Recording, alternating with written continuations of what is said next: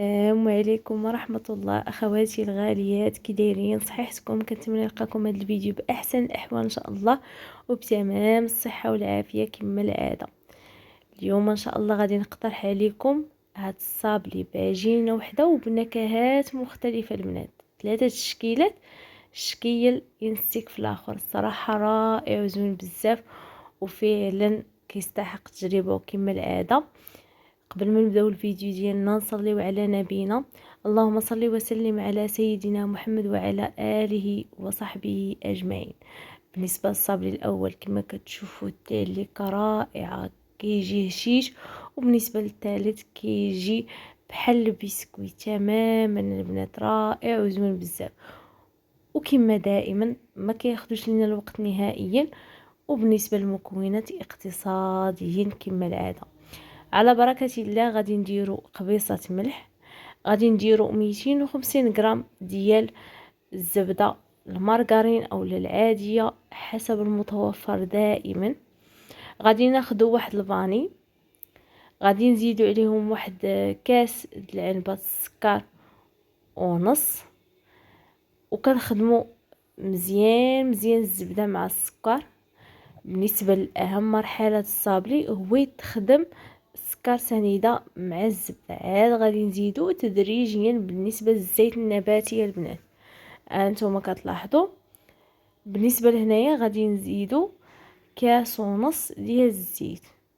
بالنسبة للكونتيتي تكون قد البنات، يعني ما نقصو حتى شي حاجة باش هكا ما يديفورماش لينا نهائيا في الفران. هانتوما راه تلاحظوا معايا جميع غادي نقدم معكم عفوا جميع المراحل ديال الصابلي هكا باش ينجح مع الاخوات اللي اول مره غادي يديروه. صراحه الا كنتو تسنيتوني اكيد، الا ما تسنيتونيش ما تنسونيش بواحد الدفعه اكيد بارطاجيو وتحتفظوا بهذا الفيديو، عندكم غادي ينفعكم بزاف، لا بالنسبه للمناسبات الاعياد. صراحه اي مناسبه كما كانت، صراحه ساهل ماهل ودغيا كيوجد وكيعطي كميه وفيره، حتى 2 كيلو ربع البنات اللي عطاني تقريبا على حسب البريستيج. هنايا كاضافه الصابلي اللي ما كيخليهش يدي فورمات نهائيا وكيخليه شيش وزوين بزاف، هو واحد المعلقه ديال الجليكوز. معلقه ديال الجليكوز البنات، راه هنايا بالنسبه للباطه ديال الجليكوز عموما راه غادي ديروا فيها 2 مرات، لان درت هنايا معلقه في العجينه ومازال غادي نديرو في تزيين ديال واحد الشكيل. هانتوما بعد ما كنخدموهم مزيان مزيان. وهنايا ما كنعجنوش، كنلمو العجين ديالنا باطراف الاصابع، كنديرو خمارة ونص، لان درت هنايا كاس ونص سنيده وكاس ونص الزيت النباتيه. كما كتلاحظوا كنلم العجين باطراف الاصابع فقط، وما نخليوش العجينه ديالنا تكون قاصحه، لان الا قصحناها اكثر راه كتشقق لينا. الا خليناها مرخوفه بزاف راه غتسيل لينا في الفران بيني وبين البنات.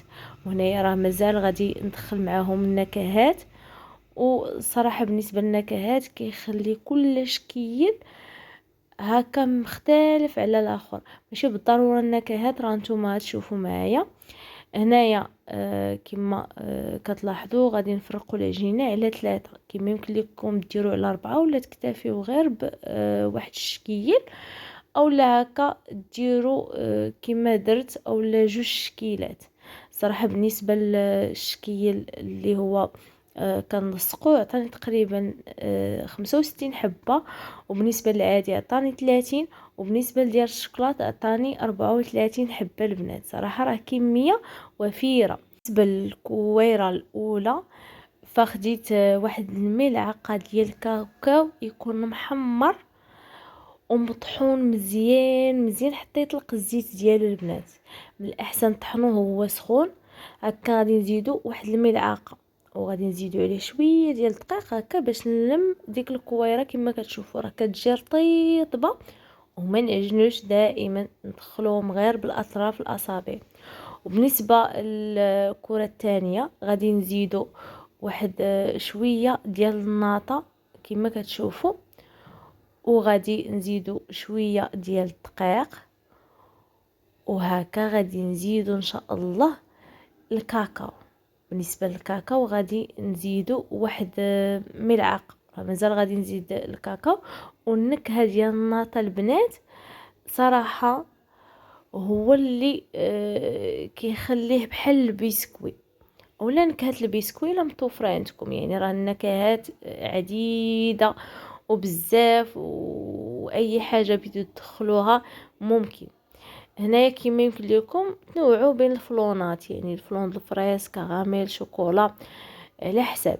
هنايا بالنسبه الكويره اللي درت فيه الناطا، فدرت هنايا واحد ملعقه كبيره ديال الكاكاو وغادي ندخلو معاه. وبالنسبه للاخرى درت ليها الفلون ديال كراميل صافي وكتفيت به. هنايا كما كتشوفوا وبهذه الطريقه غادي نلمو هاد الكويره الاخيره مباشره البنات، لان دخلت معاهم هكا يعني النكهات، وعجنت واحد شويه، لان ملي كتخدمي بها بزاف كتطلق الزبده ديالها. باش تساعدكم في الخدمه ديالها ضروري ما انها تدخلوها الثلاجه على الاقل ساعتين، يعني تدخلوها الثلاجه ساعتين البنات. واكيد هكا واحد المرحله اللي كتخليكم في الطورق ديالها ما تعذبكمش، واكيد انه ما تلتصقش لكم نهائيا. هنايا تقريبا خليتها واحد 6 سوايع تقريبا حتى درت فطوري وشحال من حاجه بالنسبه للروتين ديال النهار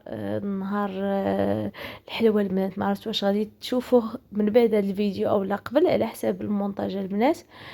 فهكا غادي نديرو بين جوج بلاستيكات وغادي نبسطوهم بهذه الطريقه كما كتشوفوا. بالنسبه للشكل الاول اختاريت انه نديرو هكا صابلي اللي كتلتصق، كما يمكن لكم ديروا اي نوعيه كما كان. بالنسبه للصابلي منكه بنكهات مختلفه، نتوما تفننوا على حسب الطوابع اللي متوفر عندكم. بغيتو تكوروهم عادي وطيبوهم البنات تفندوهم في الشكلاط عادي، ماشي بالضروره انه طبعوهم كما يمكن بالطابع. لكم دهنوه فالناس اللي ما الطاوه متوفرش عندهم ديالكم الطابع ممكن بالزيت انه مزيان يشكلوه مزيان كما بغاو، يعني مباشره ديروا حرابل فيهم ديروا على الصابلي شكل ديالكم. هلال، اي من حاجه بعد ما تفننوا كما بغيتو في كنشكلوا الصابلي ديالكم راه الشكل كيجي كامل، رائع. هنايا فكندخلوا راه رققته الفران اللي يكون مزيان البنات، مشعول على درجه 180 وجاني درجه البنات، اكيد تكون ساهل ميله في من الخدمه الفوق ديالو. والتحت. هكا مره نقلب الطاوه ديالي. واكيد بالنسبه للطياب ضروري ما انه يكون واحد اللون محايد. هنايا كما كتشوفوا هاد الفراشه البنات ديال 5 دراميه اللي هكا كنطبعها باش هكا تعطيني واحد الشكل زوين من الفوق، باش نستغني على انه ندير ليه شي حاجه. كما يمكن لكم دهنوا بالغليكوز وديروا ليه شي حاجه من الفوق. صراحه كل واحد هو اما بالنسبه لهادو اللي كيكونوا رقيقين البنات وعلى جوج، كيعجبني انه ندير لهم شي حشوه مميزه. كما غنشارك معكم واحد الحشوه اللي كتجي معلكه زوينه وبزاف. الا كنتو بغيتو هكا طريقه الاحتفاظ به، اكيد انه الناس اللي مازال ما دازوش عندي الانستغرام، فمرحبا بكم في الانستغرام ديالي اللي هو اسامه 94. راه كنخليه لكم دائما فوق الوصف. وكما شفتوا معايا راه ما كيدي فورما ما حتى حاجه، صراحه كيبقى شكله كما هو. هنايا غادي ندوز بالنسبه للشكل الثاني اللي كيجي بحال البسكوي تماما. ما غاديش نرققوه بزاف وما غاديش نغلظوه اكثر، نتوما تحكموا في السمك اللي غادي تشوفوا معايا. بالنسبه لجوج بلاستيكات ضروري، لانه هما اللي كيساعدوك انه تخدمي الصابلي ديالك باريحيه اكثر، لان راه كاين اللي كيعقدوا الصابلي وفعلا بالنسبه هكا يعني كل مره كديريه كتجددي بزاف ديال الافكار انه يسهل عليك. هنايا كنطبع بالنسبه للصابلي ديالي مباشره كما كتشوفوا. هذا هو السمك اللي اختاريت، ومن بعد غادي نوضعهم في اللاطه. اللي مفرشة بورق الفرن او مدهونة البنات على حسب. هنايا مباشرة غادي نطيب الشكل الثاني، ومن بعد ان شاء الله غادي ندوزو بالنسبة للشكل الثالث والاخير اكيد.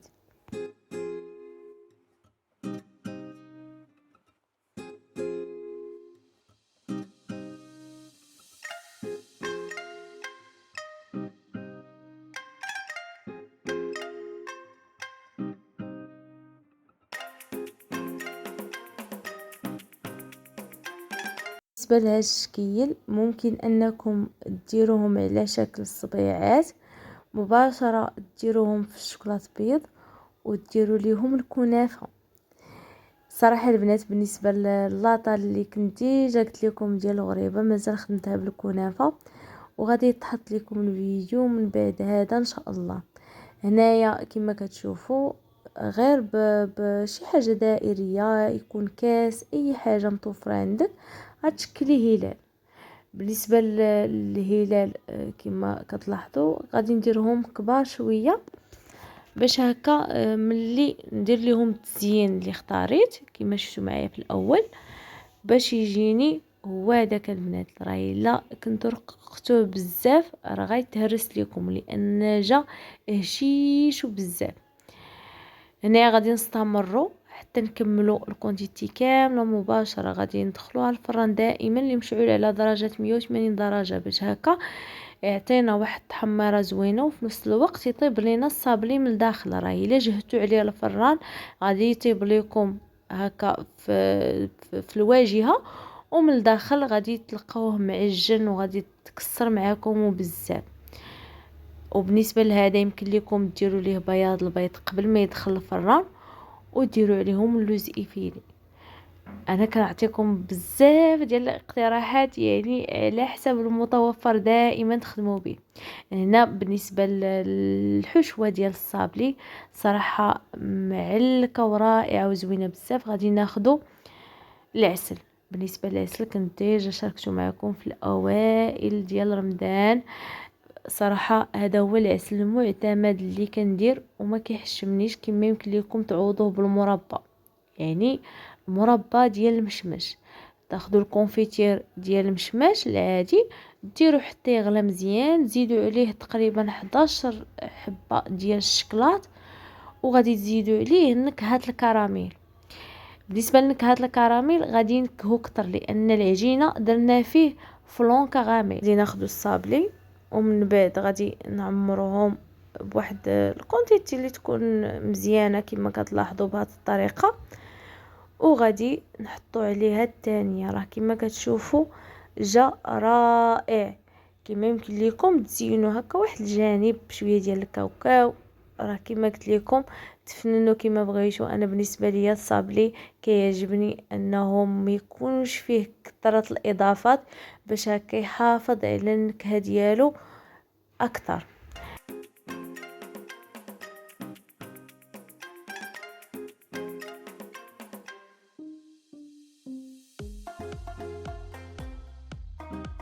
الحشوه كما شفتوا معايا جات معلكه زوينه بزاف ورائعه في المذاق. هنايا غادي ناخذوا كاوكاو كونكاسي غادي نحمروه ومن بعد غادي نوريكم. بالنسبه الى بغيتو ديروه على الصابلي ديالكم كامل ممكن تستغنيو على الشكلاط. هنايا في حمام مريم غادي نديرو بالنسبه لواحد الاناء ونديرو فيه الشكلاط ديالنا. من بعد ما غادي نزيدو ليه واحد الملعقه تقريبا ديال الزيت النباتيه. صراحه بالنسبه للزيت النباتيه كيزيدوا واحد اللمعه زوينه بالنسبه للشكلاط. هنايا غادي نديرو النص في الشكلاط، غادي نسبقو بالنسبه للنص ديال الشكلاط، ومن بعد عاد غادي نديرو النص الاخر بالكاوكاو. وبالنسبه للكاوكاو باش غادي نلصقو بالجليكوز ان شاء الله. والجليكوز ضروري ما انه تذوبوه مزيان مزيان وتخليوه فوق هكا فوق شي حاجه اللي يكون عليها الماء يكون سخون باش ما يذوبكمش نهائيا في الخدمه.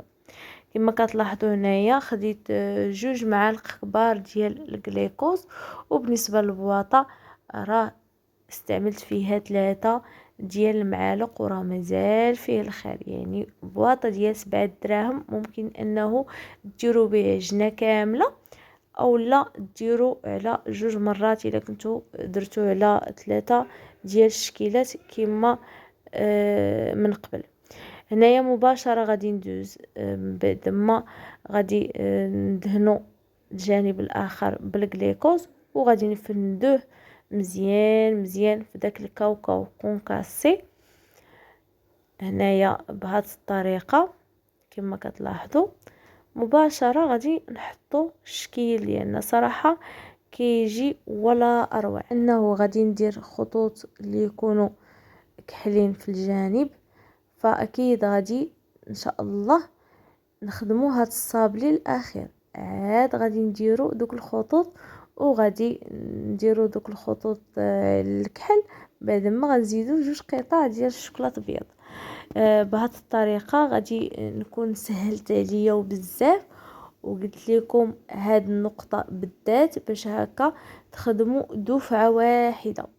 هنايا غادي نديروهم مباشره بعد ما كنفندوهم في الشوكولاط، غادي نديروهم على شوايه اي حاجه باش يستقطر لينا داك الشوكولاط، واكيد انه ما يخسرش لكم الشكل ديالو ويكون زوين. المهم نتوما راه شفتوا معايا كلشي البنات. انا بالنسبه للشوكولاط بعد ما ساليت خديت باش ندير خطوط بالنسبه للشكل الثاني كما كتشوفوا، خطوط اللي يكونوا رقاق بعد ما غادي نديروهم في البلاستيك، وغادي نحاولوا انه نديروا ليهم واحد التقبه تكون صغيره البنات. ها نتوما كما كتلاحظوا هنايا مباشره بالنسبه للشكلاط اللي تبقى ليا غادي نكسروا بواحد 2 قطع ديال الشكلاط ابيض باش هكا يتغير لينا الشكل ديالو شويه. وبالنسبه لهاد الحبيبات العاديين البنات ممكن ديروهم اولا تستغنيو عليهم. صراحه خديتهم ب5 دراهم، وفعلا بالنسبه للبواطه خديت فيه واحد شويه البنات اللي خدا معايا هاد الشكل، لان غير كنزينو ببعض الحبيبات فقط، يعني ما كنكثروش نهائيا. كما كتلاحظوا بهذه الطريقه مباشره غادي تشوفوا معايا بلي انه من ألذ الصابليات اللي ممكن توجدوا بنكهات مختلفه وبطريقه سهله مهله. كنتمنى انه نكون شرحت لكم وصلت لكم كل شيء. في امان الله ورعايته. الى فيديو قادم.